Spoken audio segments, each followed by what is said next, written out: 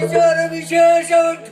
ದಿನನಿತ್ಯವೂ ನಾನು ಸ್ವಇಚ್ಛೆಯಿಂದ ಈ ದಂಡಕಾರಣ್ಯದಲ್ಲಿ ತಿರುಗಾಟ ಮಾಡುವುದು ಮಾತ್ರ ಅಲ್ಲ, ಮೃಗಗಳನ್ನೆಲ್ಲ ಹಿಡಿದು ತಿನ್ನುವುದು, ಹೊಟ್ಟೆ ತುಂಬಿಸಿಕೊಳ್ಳುವುದು ನನ್ನ ಉದ್ದೇಶವಿದು. ನಮ್ಮ ಅಣ್ಣನ ಆಜ್ಞೆಯೂ ಇದೇ ಆಗಿದೆ. ಆದ್ದರಿಂದ ಇದಕ್ಕಾಗಿ ಇಂದು ನಾನು ಹೊರಗಸ್ತರಾಗಿದ್ದೇನೆ. ಆದ್ರೆ ಇಂದು ಸಹ ಮೃಗ ಬೇಟೆ ಆಡಬೇಕು, ಮೃಗಗಳನ್ನೆಲ್ಲ ಹಿಡಿದು ತಿನ್ನಬೇಕು. ಆದ್ದರಿಂದ ಮೃಗ ಬೇಟೆ ಆಡ್ತಾ ಮುಂದೆ ಹೋಗ್ತೇನೆ.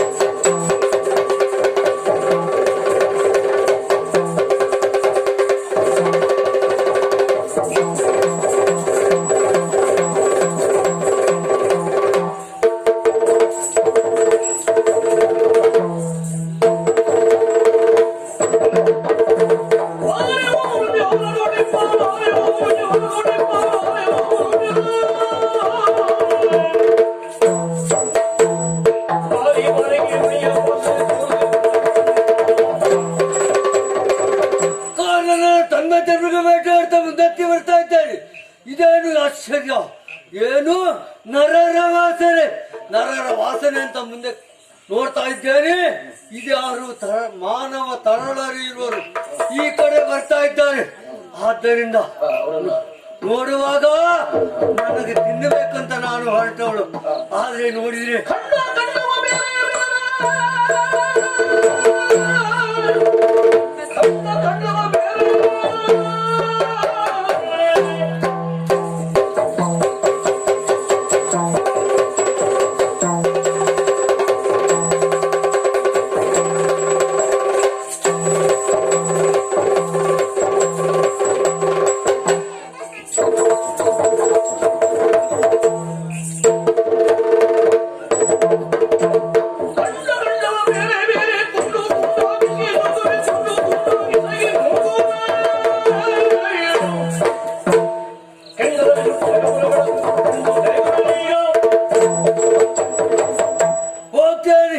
ಆ ಮಾನವರನ್ನು ಹಿಡಿತೇನೆ, ರುಂಡ ಮುಂಡವನ್ನೇ ಬೇರ್ಪಡಿಸ್ತೇನೆ. ಮಾತ್ರ ಅಲ್ಲ, ಎಲುಬು ಮಾಂಸವೆಲ್ಲ ಬೇರ್ಪಡಿಸಿ ಹಲ್ಲಿಗೆ ಹಲ್ಲು ತಾಗಿದ ರೀತಿಯಲ್ಲಿ ನುಂಗ್ತೇನೆ. ಆದ್ದರಿಂದ ತಡ ಮಾಡುವುದಲ್ಲ, ಮುಂದೆ ಹತ್ತಿ ಹೋಗ್ತೇನೆ.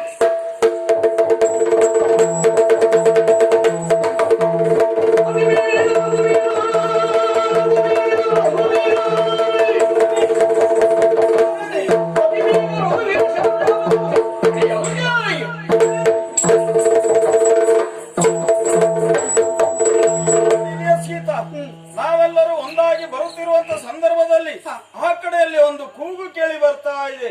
ಯಾಕೆಂದ್ರೆ ದಾನವರಿಗೆ ಈ ಕಡೆ ನಮ್ಮನ್ನೇ ಬೆನ್ನಟ್ಟಿ ಬರ್ತಾ ಇದ್ದಾಳಂತ ನಾವು ಗ್ರಹಿಸಿಕೊಂಡಿದ್ದೇವೆ. ಆದ್ರಿಂದ ಯೋಚನೆ ಮಾಡುವುದು, ನೀನು ಕರೆಯುವುದಕ್ಕೆ ಕಾರಣ ಏನಂತ ಗೊತ್ತಿದೆ.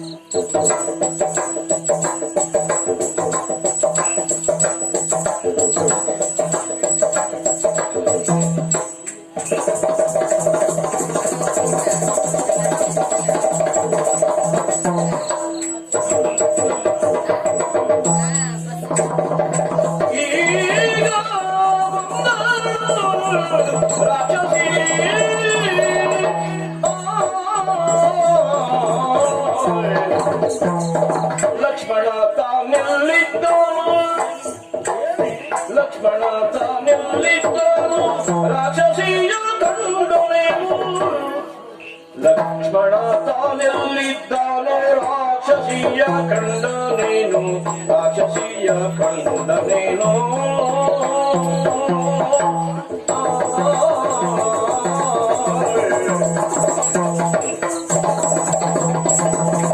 ಲಕ್ಷ್ಮಣ ತಾನೆಲ್ಲಿದ್ದಾನೋ ರಾಕ್ಷಸಿಯ ಕಂಡನೇನು ದಾಕ್ಷಿಣ್ಯವಿಲ್ಲದೆ ನಮ್ಮ ಭಕ್ಷಿಸುವಳು ನೋಡು ನೀನು ದಾಕ್ಷಿಣ್ಯವಿಲ್ಲದೆ ನಮ್ಮ ಭಕ್ಷಿಸುವಳು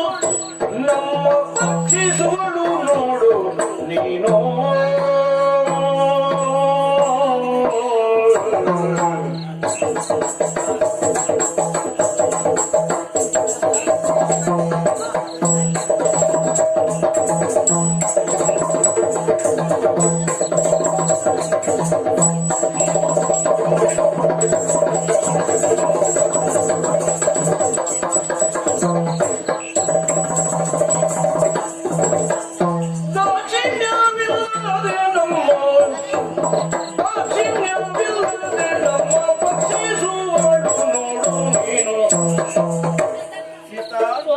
ಯಾಕೆ ಈ ರೀತಿ ಭಯಭೀತಳಾಗಿದ್ದಿ? ಮುನಿವರರ ಯಜ್ಞ ಸಂರಕ್ಷಣೆಗಾಗಿ ಇಲ್ಲಿವರೆಗಾಗಿ ಬಂದವರು ನಿಜ. ಅದೆಷ್ಟೋ ದಾನವರು ಯಜ್ಞವನ್ನು ಹಾಳುಗೆಯುವುದಕ್ಕೆ ಬಂದ ಹೊತ್ತಿನಲ್ಲಿ ಅವರೆಲ್ಲ ಮರ್ದಿಸಿದ್ದೀರಿ. ಆದ್ರೆ ಈಗ ನನಗೆ ಭಯ ಆದದ್ದು ಮತ್ತೇನು? ಇವರು ದಾನವರಲ್ಲ. ಕೂಗು ಕೇಳಿದಾಗಲೇ ನನಗೆ ಅರ್ಥ ಆಗ್ತದೆ. ಯಾರೋ ದಾನವಿಯೊಬ್ಬಳು ಕೆಟ್ಟವಳು ಬಲಾಢ್ಯಳು ಅವಳು ಕೂಗು ಆರ್ಭಟದಿಂದ ಬರ್ತಿರುವುದನ್ನ ಕೇಳಿದಾಗ ನನಗೆ ಭಯವೇ ಹೆಚ್ಚಾಗ್ತಾ ಇದೆ. ಸ್ವಾಮಿ, ಚೆನ್ನಾಗಿ ಯೋಚನೆ ಮಾಡಿ ನೋಡಿ. ಏನು? ನಿಮಗೆ ಋಷಿಗಳು ಯಾವ ರೀತಿ ಬಂದು ಹೇಳಿದ್ರು, ಋಷಿ ಪತ್ನಿಯರು ನನ್ನಲ್ಲಿಗೆ ಬಂದು ವಿಧ ವಿಧವಾದಂತ ರಕ್ಕಸರಿದ್ದಾರೆ ಅಂತ ಹೇಳಿದ್ರು. ಕೆಲವರು ರಕ್ಕಸರೆಲ್ಲ ಆಭರಣದ ಹಸಿಗಾಗಿ ಬಂದು ಅದನ್ನ ಕಸಿಯುವುದಕ್ಕೆ ಬರುವುದಂತೆ. ಕೆಲವರೆಲ್ಲ ಅವರು ನರದ ಮಾಂಸವನ್ನು ತಿನ್ನಬೇಕು ಎಂಬುದಾಗಿ ಮುಂದತ್ತಿ ಬರುವುದಂತೆ ವಿಧ ವಿಧ ರೀತಿಯ ರಕ್ಕಸರೆಲ್ಲ ಇಲ್ಲಿ ಅಡಕವಾಗಿದ್ದಾರೆ ಎಂಬುದಾಗಿ ಹೇಳಿದ್ರು. ನನಗೆ ಈಗ ಭಯ ಆದದ್ದು ಆ ಮಾತನ್ನ ಕೇಳಿ. ಆದ್ರೆ ಲಕ್ಷ್ಮಣ ಎಲ್ಲಿ ಹೋದ್ನೋ ಏನು, ಆ ರಕ್ಕಸಿ ಎಲ್ಲಿಯಾದ್ರೂ ಅವನಿಗೆ ಎದುರಾದ್ರೆ ಅವಳು ಸುಮ್ಮನೆ ಬಿಡುವುದಿಲ್ಲ. ಆ ರಕ್ಕಸಿ ಲಕ್ಷ್ಮಣನನ್ನ ಎಲ್ಲಿಯಾದ್ರೂ ಮುರಿದು ಮುಕ್ಕಿದ್ರೆ ನನಗೆ ಭಯ ಆಗ್ತದೆ. ನೀವು ಎಲ್ಲಿಗೆ ಹೋಗ್ಬೇಡಿ.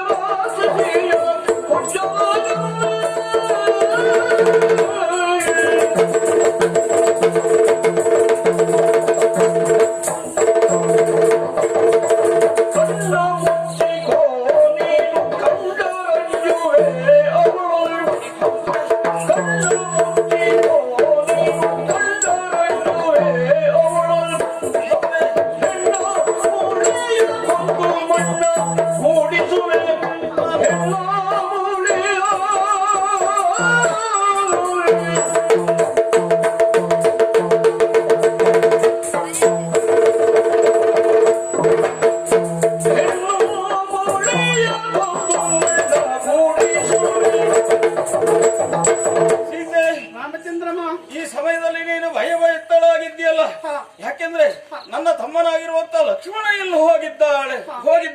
ಬಹುಶಃ ಹಣ್ಣುಗಳನ್ನು ಕೊಯ್ಯುವುದಕ್ಕಾಗಿ ಹೋಗಿದ್ದಾನೋ ಏನು. ನಮ್ಮ ಆಜ್ಞೆಯನ್ನು ಖಂಡಿತವಾಗಿ ಆತ ಮೀರುವುದಿಲ್ಲ. ತಿನ್ನುವುದಕ್ಕೆ ಆಹಾರವನ್ನು ಹಣ್ಣನ್ನು ಹುಡುಕುವುದಕ್ಕಾಗಿ ಹೋಗಿದ್ದಾನಂತಾದ್ರೆ ಖಂಡಿತವಾಗಿ ನಮ್ಮ ಬಳಿಯಲ್ಲಿ ಬರ್ತಾನಂತ ಭರವಸೆ ಇದೆ. ಆದ್ರೆ ಈ ಅರಣ್ಯ ಪ್ರದೇಶದಲ್ಲಿ ಹೆಣ್ಣಿನ ಅರ್ಥನಾದ ಅಂದ್ರೆ ದಾನವೀಯ ಆರ್ಭಟ ಕೂಗು ಕೇಳಿ ಬರ್ತಾ ಇದೆ. ಆಕೆ ನಮ್ಮನ್ನು ನೋಡಿದ್ರೆ ತಿನ್ನುತ್ತಾಳೆ. ಅಷ್ಟು ಮಾತ್ರ ಅಲ್ಲ, ಲಕ್ಷ್ಮಣನನ್ನು ತಿಂದು ಮುಗಿಸಿದ್ದಾಳಂತ ಗ್ರಹಿಸಿಕೊಳ್ತಾ ಇದ್ಯಾ. ಕೂಗುದೇ ನನಗೆ ಭಯ. ಅವಳನ್ನು ನೋಡಿದ್ರಂತೂ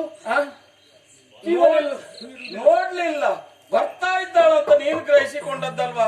ಯೋಚನೆ ಮಾಡಬೇಡ. ಆಕೆಯನ್ನು ಕೊಲ್ಲುವ ಪರಿ ಹೇಗೆ ಅಂತ ನೀನು ಯೋಚನೆ ಮಾಡಬೇಕಾದದ್ದಿಲ್ಲ. ಕಣ್ಣನ್ನು ಆದಷ್ಟು ಶೀಘ್ರದಲ್ಲಿ ಮುಚ್ಚಿಕೋ. ಆಕೆಯನ್ನು ಕೊಂದು ಕಳೆಯುವ ಹೊಣೆಗಾರಿಕೆ ನನ್ನನ್ನು ಬಿಟ್ಟು ಎಲ್ಲಿಗೆ ಹೋಗಬೇಡಿ. ಮತ್ತೆ ನೀವು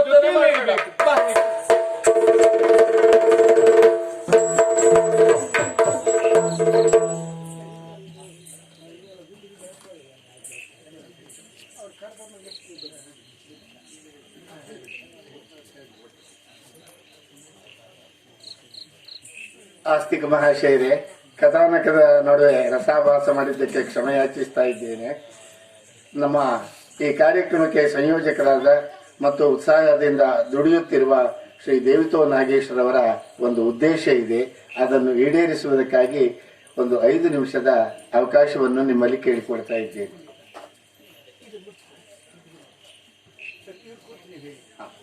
ಅಲ್ಲ,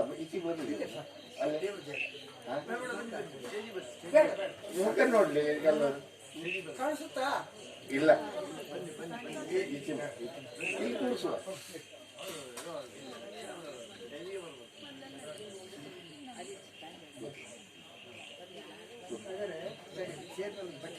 ಬೇಡ ಬೇಡ ಬೇಡ.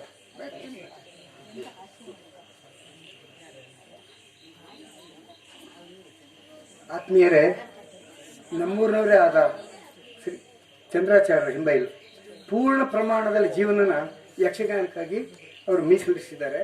ಸಂಪಾದನೆ ಇಲ್ಲ. ಎಂಥ ಲೋಕದಲ್ಲಿ ಇದ್ದಾರೆ. ನಾವು ಭೂಲೋಕದಲ್ಲಿ ಇದ್ದೀವಿ, ತುಂಬ ಸಂಪಾದನೆ ಮಾಡಿದ್ದೀವಿ. ಯಕ್ಷಲೋಕದಲ್ಲಿ ಎಂಥದ್ದು ಸಿಕ್ಕಿಲ್ಲ ಇವರಿಗೆ.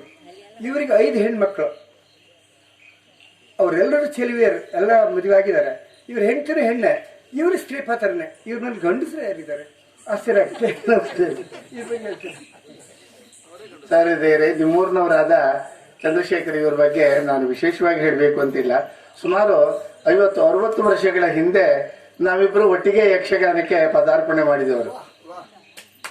ಒಮ್ಮೆ ಆ ಕಾಲದಲ್ಲಿ ನಮ್ಮ ದೊಡ್ಡಪ್ಪ ಭಜನ್ ಕೊಡೆಗೆ ಮರಿಯಾಚಾರ್ಯರು ಅಂತ ಅವರು ಜಗದಾಂಬ ಕೃಪಾಪೋಷಿತ ಯಕ್ಷಗಾನ ಮಂಡಳಿ ಅಂತ ಒಂದು ಮಂಡಳಿಯನ್ನು ಸ್ಥಾಪನೆ ಮಾಡಿದ್ರು.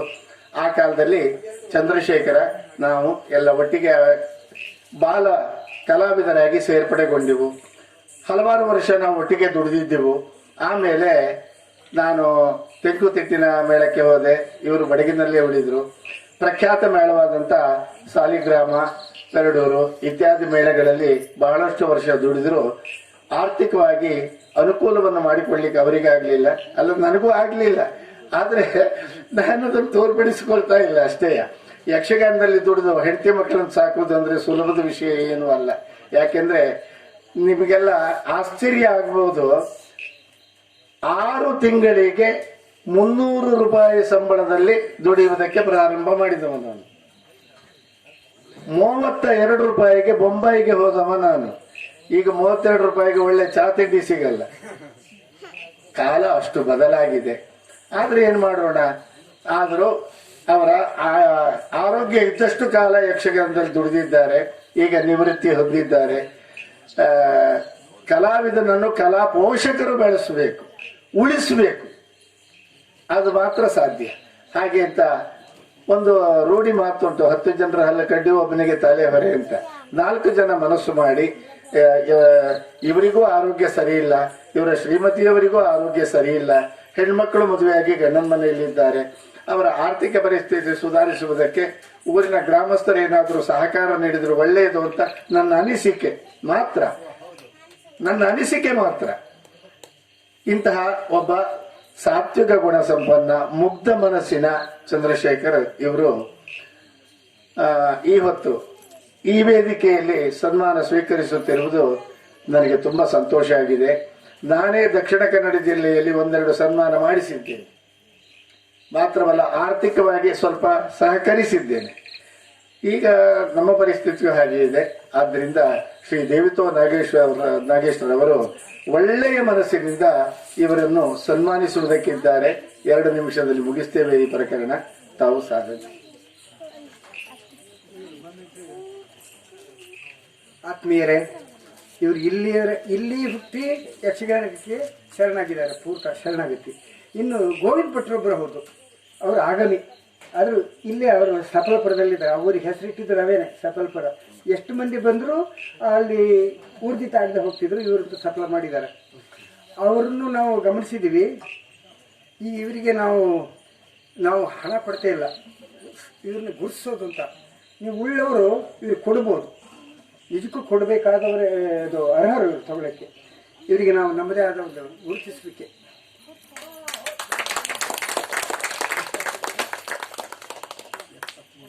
ಇವರಿಗೆ 73 ವಯಸ್ಸು. ಅದೇ ನಾ ಹೇಳಿದ್ನಲ್ಲ, ಸಮವಯಸ್ಕರು ನಾ ಹೇಳಿಲ್ಲ, ನನಗೂ 73. ಇವರಿಗೆ ಲಕ್ಷ್ಮಿ ಚಿತ್ರ ಕೊಟ್ಟಿದ್ದೀವಿ, ನಮ್ಗೆ ಗೊತ್ತು ಇವ್ರಿಗೆ ಲಕ್ಷ್ಮಿ ಇಲ್ಲ ಅಂತ.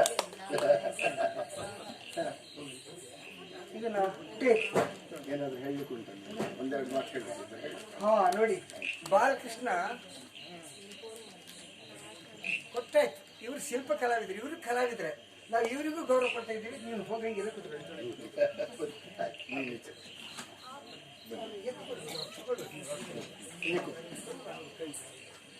ನಾನು ಸರಿ ಇಲ್ಲ,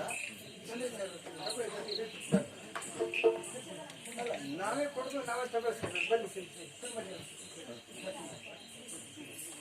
ಬನ್ನಿ. ಕೆಲವು ಕಡೆ ನಾವೇ ಕೊಟ್ಟು ಮತ್ತೆ ತಗೊಳ್ತೀವಿ, ಅದು ಏನು ಯಾವಾಗ ಗೊತ್ತಾಗಿಲ್ಲ. ಸರ್ ಮನೆ ಬನ್ನಿ, ಏನು ಹೇಳೋದಿದೆಯಾ? 1-2 ಮಾತು ಹೇಳು. ಇವತ್ತಿಗೂ ಹಳ್ಳಿ ನಮ್ಮ ಥರ ಮಾತಾಡೋಲ್ಲ, ಅಚ್ಚುಕಟ್ಟಾದ ಅದೇ ವಾಕ್ಯ. ಹೇಳಿ, ಏನು ಹೇಳ್ತೀರಿ? 1-2 ಬೈರಿ ನಮಗೆ. ಅಲ್ಲ, ನಾವು ಊರಿನವರು. ಸರ್ವ ಕಲಾವಿದರಲ್ಲಿ ದೊಡ್ಡ ವಿಜ್ಞಾಪನೆಗಳು. ಯಾಕೆಂದರೆ ಹರಿ ಓಂ ಅವರು ನನ್ನನ್ನು ಗುರುತಿಸಿ ಈ ಸಂದರ್ಭದಲ್ಲಿ ಇಂಥ ಕಾರ್ಯಕ್ರಮವನ್ನು ಇರಿಸಿಕೊಂಡು ನನ್ನನ್ನು ಸತ್ಕರಿಸಿದ್ದಾರೆ. ಆದರೆ ಅವರಿಗೆ ನಾನು ಸತ್ಕಾರ ಮಾಡಿಕೊಂಡಿದ್ದೇನೆ ಎನ್ನುವುದಾಗಿ ಹೇಳುವಂಥದ್ದಲ್ಲ. ಇದು ಅವರು ನಂಬಿರುವಂಥ ದೇವರಿಗೆ ಸತ್ಕಾರ ಮಾಡಿದ್ದಾರೆ ಎನ್ನುವುದಾಗಿಯೂ ನಾನು ಭಾವಿಸಿಕೊಳ್ತೇನೆ. ಆದರೆ ನಿಮ್ಮಲ್ಲಿ ಹೇಳಿಕೊಳ್ಳುವ ವಿಷಯ ಮತ್ತೇನೂ ಅಲ್ಲ. ನಾನು 40-45 ವರ್ಷ ಈ ಯಕ್ಷಗಾನದಲ್ಲೇ ನಾನು ಕಾಲಕ್ಷೇಪ ಮಾಡಿದವನು. ಈ ಬಾರಿಯಲ್ಲಿ ನಾನು ಯಕ್ಷಗಾನಕ್ಕೆ ಹೋಗಲಿಲ್ಲ. ಹೋಗುವ ಅವಕಾಶವೂ ನನಗಿತ್ತು, ಕರೆ ಬಂದಿತ್ತು, ಆದರೆ ನನ್ನ ಆರೋಗ್ಯ ಸರಿ ಇರಲಿಲ್ಲ. ಹಾಗಾಗಿ ನಾನು ಹೋಗಲಿಲ್ಲ. ಕರೋನಾ 2ನೇ ಇಂಜೆಕ್ಷನ್ ನಾನು ತೆಗೆದುಕೊಂಡದ್ರಿಂದಾಗಿ 3 ತಿಂಗಳಾಯಿತು. ನಾನು ತುಂಬ ನೊಂದುಕೊಂಡಿದ್ದೇನೆ. ನಾನು ನಿನ್ನೆ ಮೆಗಾನ್ ಆಸ್ಪತ್ರೆಯಿಂದ ಇಲ್ಲಿಗೆ ಬಂದಿದ್ದೇನೆ. ಹೊರಟು ನಿನ್ನೆ ಬಂದದ್ದು.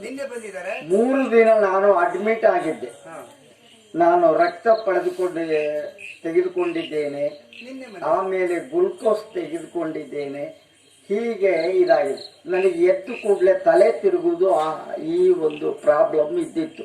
ತಲೆ ಇದೆ ಅಂತ ಆಯ್ತಲ್ಲ, ತಲೆ ಉಂಟು, ಉಂಟು, ಎಲ್ಲ ಉಂಟು, ಹಾಗೇನೂ ಇಲ್ಲ. ಆದ್ರೆ ಅದರಿಂದಾಗಿ ಸ್ವಲ್ಪ ಕಡಿಮೆ ಉಂಟು. ಇನ್ನೊಂದು 3-4 ದಿನಕ್ಕೆ ಬರ್ಲಿಕ್ಕೆ ಹೇಳಿದ್ದಾರೆ. ಮತ್ತೆ ಹೋಗಿ ನಾನು ಒಂದು ಸ್ವಲ್ಪ ಮೆಡಿಸಿನ್ ಮಾಡ್ಕೊಂಡು ಬರ್ತೇನೆ. ಈಗ 2 ದಿವಸ ಅಲ್ಲಿದ್ದರಲ್ಲ, ಎಷ್ಟು ಖರ್ಚು ಬಂತು? ಒಂದು 5-6 ಸಾವಿರ. 5-6? ಹೌದು. ನಮಗಂತೂ ಒಂದು ಇಲ್ಲ 5-6. ಆಗ್ಲಿ, 5-6 ಸಾವಿರ ಬಂದಿದ್ದು ನಿನ್ನೆ ಮನೆ ಖರ್ಚು ಮಾಡಿ. ನಾನು ನಿನ್ನೆ ನೀವೆಲ್ಲ ಬಂದದ್ರಿಂದ ಸರ್ವರಿಗೂ ನನ್ನದಾದಂತ ನಮಸ್ಕಾರ.